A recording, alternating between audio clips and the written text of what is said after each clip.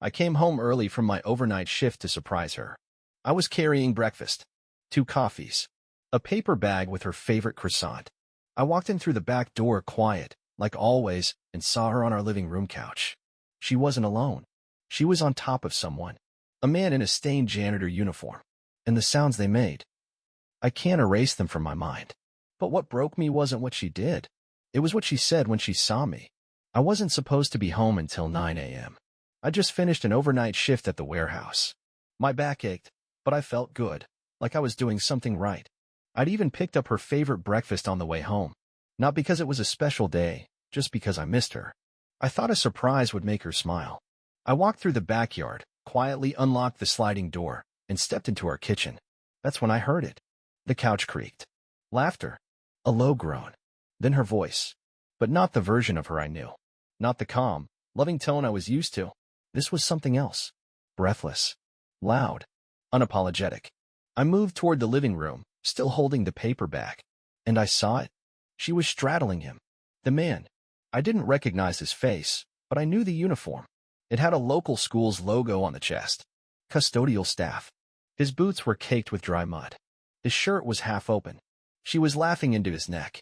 My fiancé. In my house. On my couch. I dropped the bag. They both turned. She didn't scream. She didn't even look shocked. She smiled. Not sweetly. Not nervously. She smirked. Like she was watching me audition for the role of devastated boyfriend. The janitor stood up slowly, still zipping his pants. He didn't say anything. Just grabbed his jacket and walked past me like I wasn't even there. I couldn't move. She pulled a blanket around herself, sat back, and said, "Well, that's one way to find out." I said her name. Just her name. My voice cracked in the middle.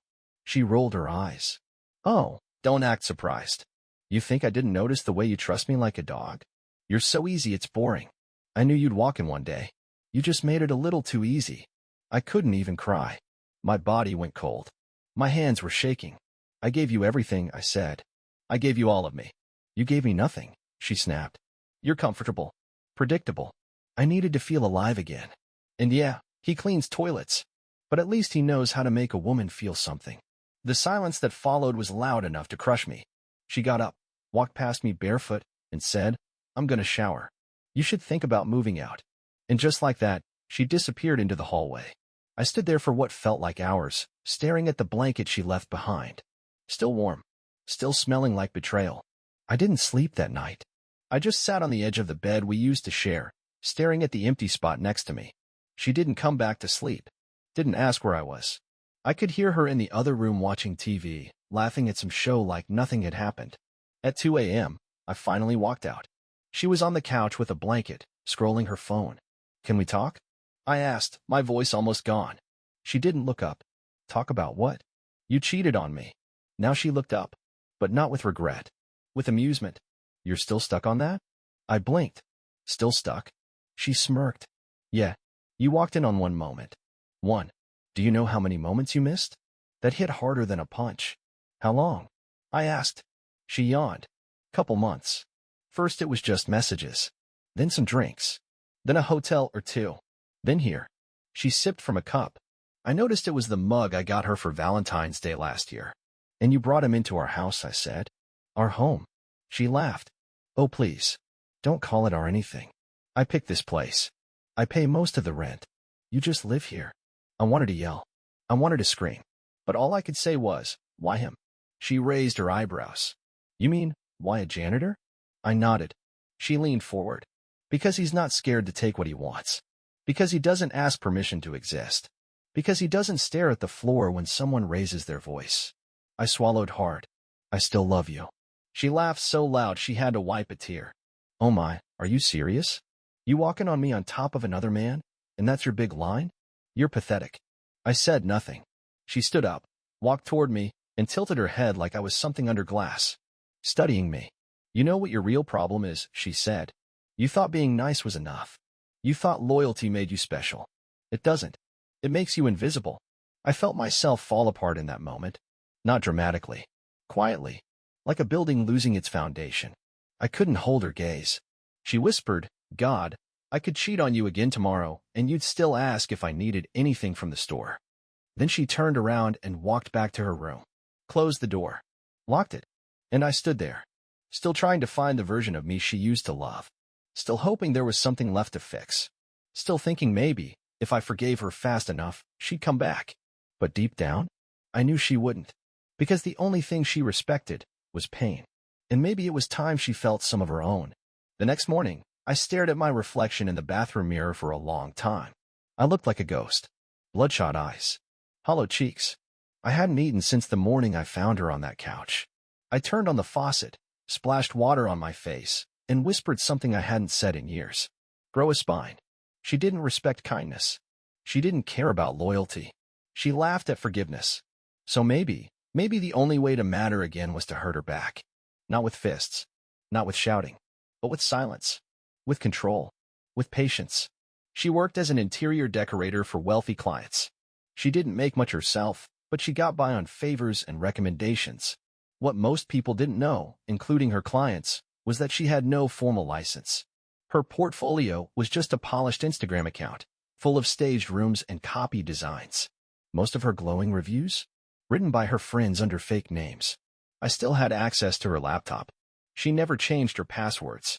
I used to help her with formatting invoices. So one night, after she passed out drunk in the bedroom, I opened it. I found everything. Fake invoices to justify inflated rates. Photos stolen from Pinterest, recaptioned as her work. Even a few DMs where she bragged about charging desperate divorcees triple the rate because, in her words, they don't know the difference between beige and taupe. I took screenshots, saved them all to a hidden folder. Then I checked our shared email account, the one we used for bills. That's where I saw something that stopped me cold. An email chain between her and him, the janitor. They weren't just hooking up. She was helping him sue his former employer for unjust termination, claiming discrimination. She drafted the letter for him, coached him on what to say, helped him apply for a personal grant from a nonprofit that supports low-income workers. But here's the twist, he wasn't fired. I recognized the name of the company he said let him go. My cousin works there. I called him the next day. No, he said. That guy quit. Didn't even give notice. Left mid-shift. So they lied. Together. Fabricated a whole story to get money from a charity. And the grant? Approved. $3,000. Already deposited. That was my opening. They wanted to play with lives? Fine. I'd show her what it felt like to lose credibility. To lose the one thing she used to manipulate people, trust. But I couldn't just drop the bomb. Not yet. I needed to let it build. Let her believe she'd broken me so completely I'd never stand again. Let her laugh. Because the harder she laughed, the sweeter the silence would be when it stopped. She thought I was broken, still wandering around the apartment like a ghost. She didn't know I was watching everything. And waiting. She spent her days acting like nothing happened, drinking smoothies, scrolling Instagram, posting fake little client meetings with hashtags like #BossEnergy and #DesignQueen. But I knew better. She had a new client. Some older businessman who bought a loft downtown. She met him through one of those online networking sites for creatives. He just moved from out of state. Didn't know the area. Said he wanted someone to make the place pop. She bragged on the phone that he gave her full creative control and didn't even ask for references. He's the perfect type, she told her friend over speaker. Busy. Rich. Too polite to question me. So I made sure he questioned her. I logged into her email. She never changed the password. Found the client's full name. Searched LinkedIn. Found the company he owned. Then I found the company's receptionist and got a hold of his assistant's direct email. That same night, I created a burner Gmail account and wrote this. Subject, about your designer. Body. Hello, this is probably awkward, but I thought you'd want to know. Your interior designer has been using unlicensed materials and fake reviews to build her business. She also has a record of overcharging clients for furniture she sources secondhand. I'm attaching screenshots of some of her practices from her recent proposals and messages. Do what you want with this. I'm just trying to keep you from being the next headline. I attached 3 screenshots. 1. Her private message saying, I'll tell him these chairs are from a European line. They're from Facebook Marketplace. 2. An invoice she photoshopped to show a $2,400 markup. 3. Her actual review folder with fake Gmail accounts she used to leave herself 5-star testimonials. I never got a reply. But 3 days later, she stormed through the front door like a tornado. Slapped her purse on the counter. Punch the light switch harder than necessary. They pulled the project, she hissed to herself. No warning. Just a cold email and a refund request. I was in the kitchen making coffee. She looked at me. Did you say something to him? I blinked slowly. Say something to who? She stared for a moment, then shook her head. No, you couldn't pull something like that. You're not that type. And that's when I knew it worked. She didn't suspect me, because in her mind, I was still that soft, gullible guy who'd cry at a romantic movie and ask her if she wanted tea after she cheated. But she was wrong. I was watching her unravel, one thread at a time, and I had barely started pulling.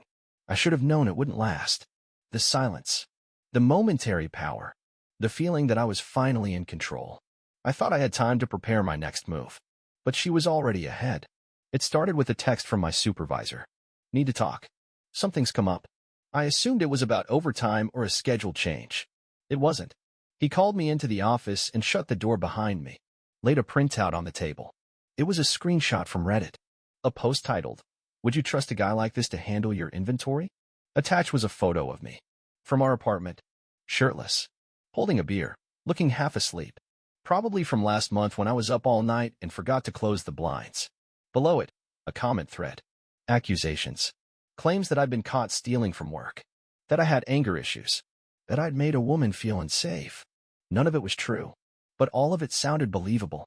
My supervisor looked at me and said, "I don't know who you upset, but this is making the rounds."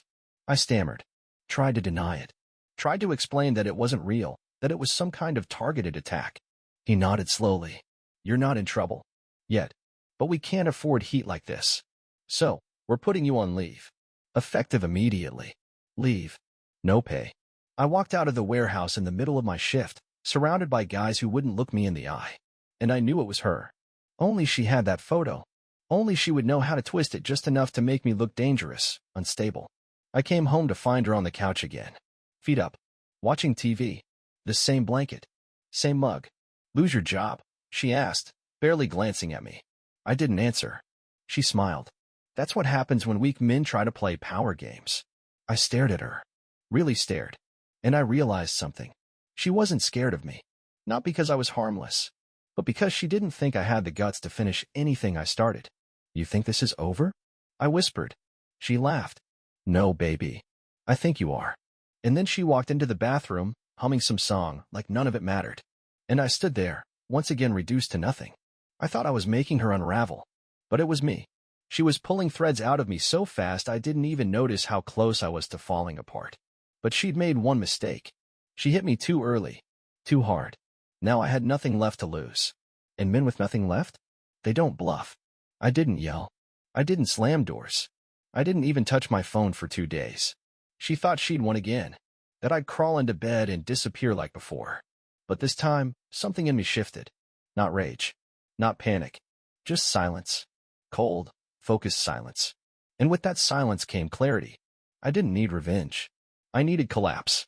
I needed to dismantle the little empire she built on filters, fake followers, and freelance fraud. And I knew exactly where to start. She had a habit. Every Monday, like clockwork, she used my old tablet to sync her backup photos to her cloud drive. She'd once set it up so I could help her filter through good content. But she never disabled the auto login. So when I turned it on, everything was still there. Photos of her with him. Voice recordings of private meetings she wasn't supposed to be in. Notes where she wrote scripts for fake testimonials. But one file stood out, a PDF contract. A rental agreement. Signed by her. For a second apartment. I blinked. Checked the date. She'd signed it 2 weeks before I caught her on the couch with the janitor. I dug further. Receipts for houseplants, throw pillows, candles, all to an address I didn't recognize. I copied everything. Then I went there. It was a tiny studio in the back of a rundown building, about 20 minutes from our place. I waited in the car until I saw someone walk out with a bag of trash. It was him. Same guy. Still wearing his janitor boots. Still acting like he belonged to something better than a garbage chute. I didn't approach him. Instead, I took photos of him unlocking the door. Of her stepping outside a minute later, barefoot, sipping from my old travel mug. I sent those photos to her top 3 clients. No words. No context. Just pictures. Then I sent a second email. From a new anonymous account. A tip. You're paying luxury rates to someone who's staging your home, while hiding from her own. Ask for license verification before your next invoice. By Thursday, she lost 2 contracts. She didn't say anything for a whole day. But on Friday, I came home and found her pacing the kitchen, phone in one hand, a glass of wine in the other. "They dropped me," she said. No emotion, just flat. I looked her in the eye. "Why?" She paused, then whispered, "Someone sent them things." "Oh," I said. "That's awful." And I walked past her like she was smoke. She didn't follow me. She didn't yell. She just stood there, still holding the glass, still thinking about how the ground under her feet had started to crack. And this time, she didn't know where the shaking was coming from. I should have seen it coming. You don't humiliate someone like her and expect silence. Not for long. Not when their whole life is built on appearances. And I just ripped a hole through the illusion. She went dark for 3 days. Didn't slam a door. Didn't yell. Just watched. And I let my guard down. That's when she struck. It started with a knock. A man in a gray polo. ID badge. Calm voice. "Hi. Are you my name? I'm here from Child Protective Services. We received a call." My stomach dropped. I said, "There's no child here." "There never was." He nodded. "We still need to confirm. The report stated you've been exhibiting erratic behavior, violent mood swings, and that you're housing weapons in a shared residential space." "Weapons? Erratic?" He asked to come in. I had nothing to hide, so I let him. But the damage wasn't the inspection. It was the report. She filed it. Claimed I was a danger to our shared property and neighbors. Attached screenshots, taken out of context, of my old messages where I said things like, "I want to break something," or "She's pushing me too far." Messages I'd sent to her, in moments of desperation. Now she was weaponizing them. He left. Polite. Unconcerned. But he told me one thing before walking out. If there's another call, the process becomes formal. These things escalate quickly. And just like that, I realized what she'd done. She wasn't fighting for reputation anymore. She was fighting for control of the narrative. And she was painting me as unstable. I rushed to my job portal to update my profile, only to find I'd been flagged. Someone had sent a complaint. Unverified, but enough to suspend me from temp listings.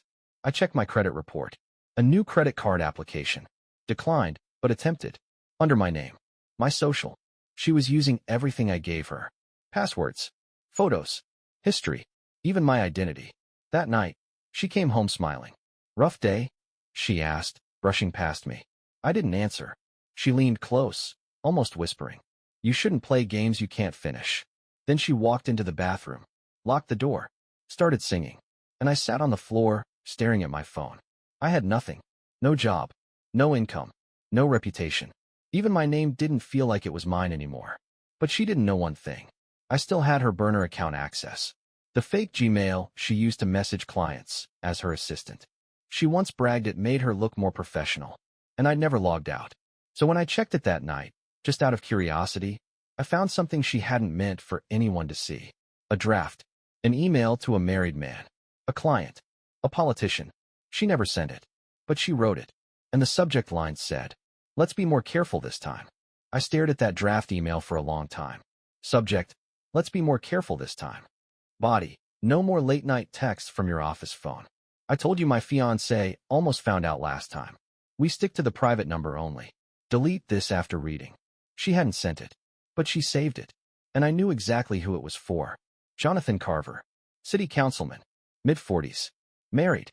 Public profile squeaky clean.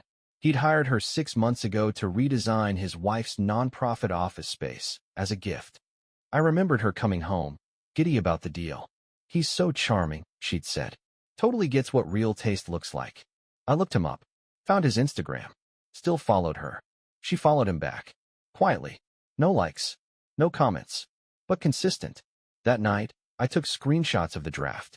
Then screenshots of his campaign page. His wife's charity's board member list. Then, I used her fake assistant email to craft a simple message. To Jonathan's campaign inbox. Subject, "Drafts aren't always private." Body, "I'd delete this if I were you." Screenshots attached. Someone else might not be so subtle. Then I waited. 3 days passed. No word from her. But she was tense, jumpier, checking her phone constantly, talking in whispers on the balcony. On the 4th day, she came home early, threw her bag across the room, opened the fridge, slammed it shut, then walked up to me and said, Did you do something? I didn't look up. Do something about what? Her eyes narrowed. He dropped me. No explanation. Just a text. This is too risky. Don't contact me again. I shrugged. Sounds like a him problem. She looked like she wanted to slap me, but she didn't.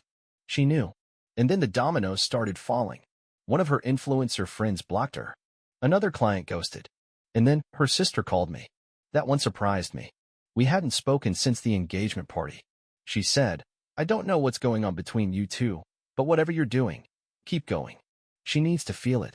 Even her own blood was done protecting her. That night, I logged back into her fake email. She had tried to send an apology to Jonathan from there. It wasn't me. I don't know who sent that. Someone's trying to ruin me. He didn't respond. I sent one last message. If you want to ruin yourself, just keep digging. No reply. She didn't leave the apartment the next day. Barely moved. Her phone kept buzzing. She kept ignoring it. Her laptop screen stayed dark. She was unraveling now, thread by thread. But I wasn't smiling.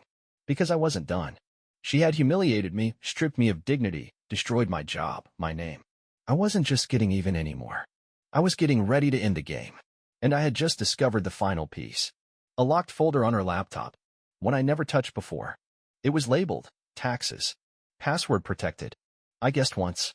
Then twice. Third try? I was in. And what I saw made everything before this look like a warm-up. Inside the taxes folder were 3 years of documents. Returns, fake invoices, edited W-2s.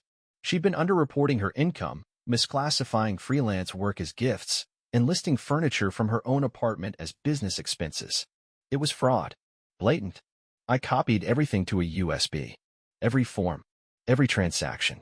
Then I drafted a packet. Not for the IRS. Not yet. This one was for her landlord. Why? Because her lease application said she earned $85,000 a year and had no financial disputes pending. A lie. I attached the documents. Sent the packet anonymously. The next morning, I left for a walk. When I came back, she was screaming into her phone. I don't care.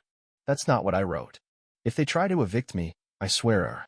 She paused when she saw me. Didn't say a word. Just walked into the bedroom and slammed the door. An hour later, a notice was slipped under our door. 30-day lease termination. Violation of tenant agreement. I didn't gloat. I just sat down and waited. That night, she finally came out. Hair a mess. Eyes red. No makeup. No mask. You win, she said. Quietly.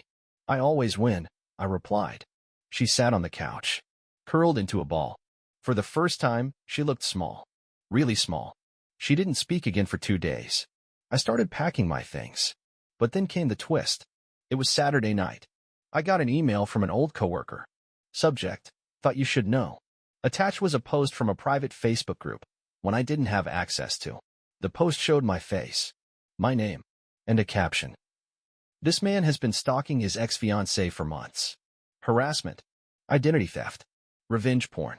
If you're a woman in city, stay away. Dozens of comments. People who didn't know me. Threatening me. Tagging local groups. Demanding action. The post had already been shared 600 plus times. I sat there, hands frozen on the keyboard. She'd gone nuclear.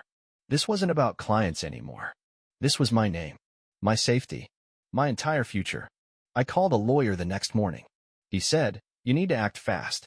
If this keeps spreading, it won't matter that it's false. The stain will stick. I asked, what can I do? He paused. You said you have proof of her fraud? Of her campaign manipulation? Her grant scams? Give me everything. I hesitated. Not because I doubted it would work, but because once I handed it over, there'd be no coming back. He said, if even half of what you're telling me is true, this could end her. Legally. Financially.